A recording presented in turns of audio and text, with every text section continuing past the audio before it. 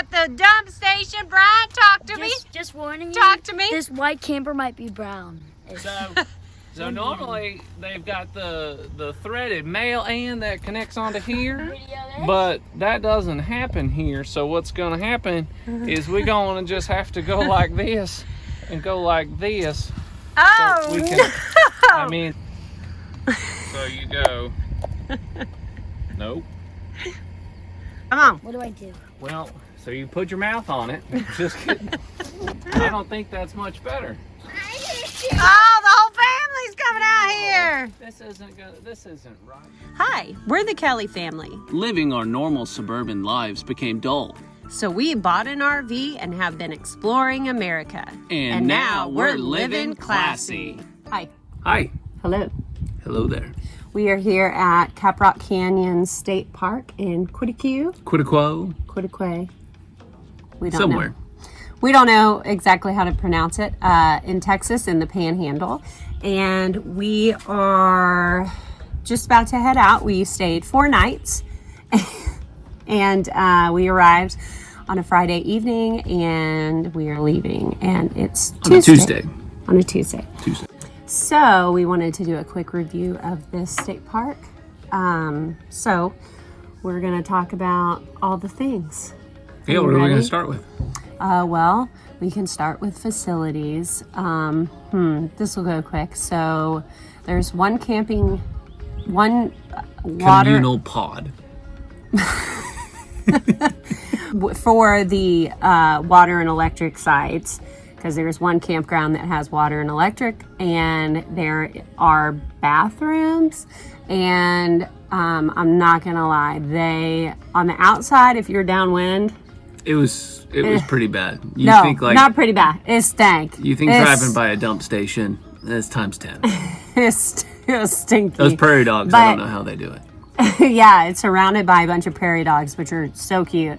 But when I actually walked in the bathroom, and it wasn't terrible, but better than an outhouse. But it's better than an outhouse, better than a porta potty. Yeah, running water. So very dim lit. It would probably scare Harper if she walked in there. Mm-hmm. But the headquarters is really nice. So the headquarters, the bathrooms they there. had a stuffed bison, and the bathrooms and stuff were there. The camp store is very nice. Yeah, very small though. Very small. Very small. But, yeah, couldn't fit more than 15 people. Yeah, but the toilet bathrooms there are nice. No showers up there, but those were clean. And anyway, so the amenities here. So we're staying. It's the Honey Flat campground, and then that's just water and electric. There's no full hookups, and then they have a couple of tent only sites. Some with water, and then some are primitive. Correct. 2 playgrounds. One at the Honey Flat camping area, which is swing set and slides. Yep, Texas State Park standard. Yeah. Swing and slide. But what do you think about the playground right here at the campground? It's a little good. It's okay, right? Yeah. Better than nothing? But then by the day use area, it's a legit playground. Our kids really enjoyed that.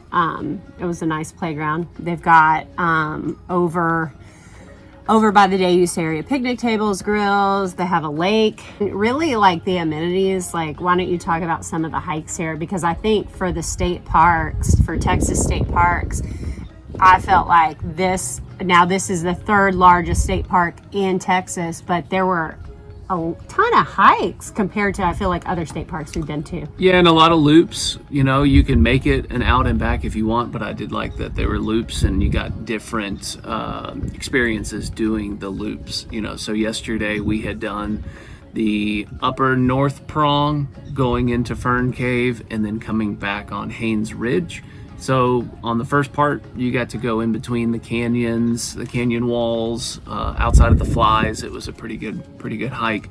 And then on the Haynes Ridge, then you were on top and looking down. So you got the elevated. I mean, the scenery here, once you get out, I mean, even driving through the park, the scenery is beautiful, but just the hike we did, I mean, like Brian said, the horse flies were pretty bad in some of the areas. They were biting us.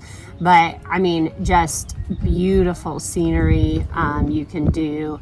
you know, an easy little trail, or you could do a very challenging, which we did. Gotta keep the kids on their toes. One cool amenity I think that you're not really going to get anywhere else in the state of Texas are all the bison. Absolutely. So the number one amenity, I mean, the trails are great, but it's the wildlife. I think that out of all the state parks, you know, Julie mentioned the bison, the prairie dogs we mentioned earlier, roadrunners, scorpions, burrowing owls. Yeah, we have seen so much wildlife here. Lizards, all different kind of lizards. Yeah, but the bison, so it's the official state of Texas free roaming bison. And 275. yeah, and so when you drive into the park, you'll probably see them in the fields or whatever. But there were a couple mornings we'd wake up and there would be some 2 campsites down. You know, one was like scratching on a post right outside of a Someone's camper's door. We had one at our campsite too.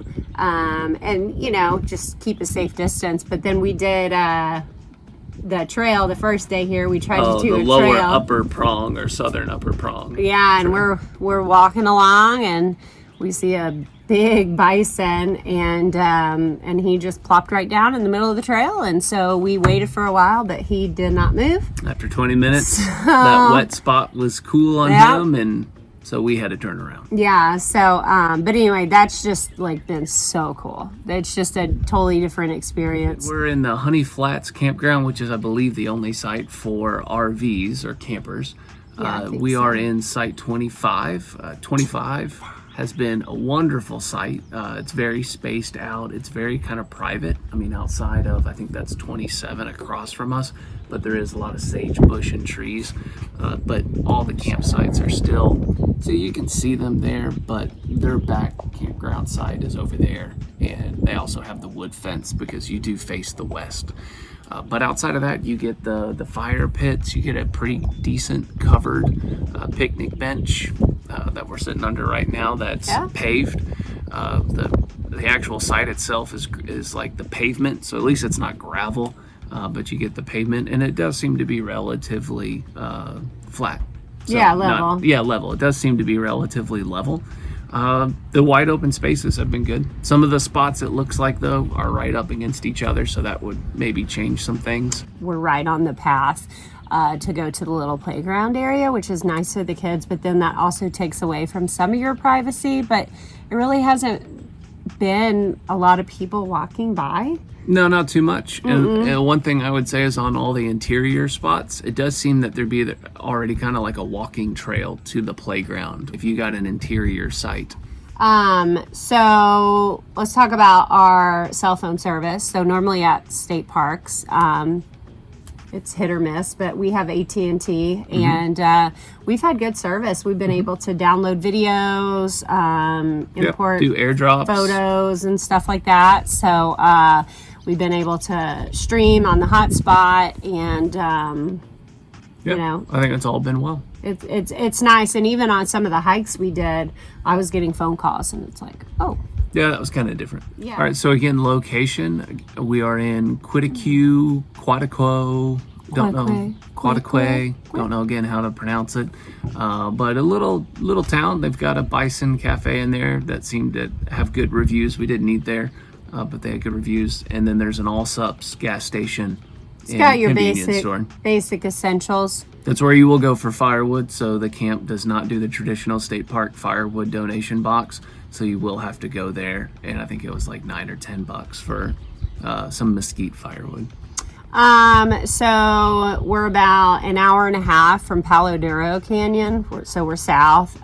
So you could always drive in. One of the days we drove into Amarillo. Yeah, but to get to Amarillo, it's probably about an hour and a half, and that's a bigger town. That's a pretty big town. Yeah, Amarillo. Yeah. How's everything? Price. It's a state park, so I mean it's a and there's not full hookup. So I think for 4 nights have a yearly pass, so we get a discount. But I think for 4 nights it was $56, which is awesome. Yep. So. All right. So for the final question, Brian Kelly, would you stay here again? Yes, that's a heads up. I'm sorry. It's a heads. Yes, that's a definite. So we were in the park 3 full days. One of those days we went to She's gonna do some Photoshop and he's gonna fly. Whee!